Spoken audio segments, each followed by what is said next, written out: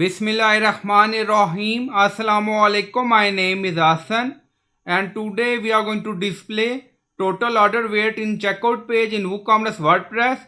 Before starting work, it's my request, please subscribe my channel. Thank you. Now back to our work. So we are in WordPress dashboard. Now go to checkout page and we are going to display total order weight. Now back to dashboard. On left side you see plugin, so click on add new plugin. Then in search plugin write WP code. So this is plugin WP code. Insert header and footer we will use. So you will install this plugin and activate it, and after activation on left side you see code snippet and then you see add snippet, so click on it, and then you see add your custom code, so again click on it, and then you see select the code type, select PHP snippet. Now create custom snippet section open, then you can add title, then you see code preview.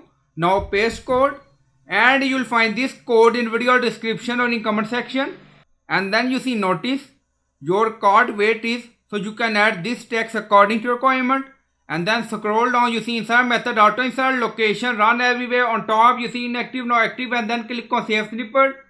Now snippet created and saved.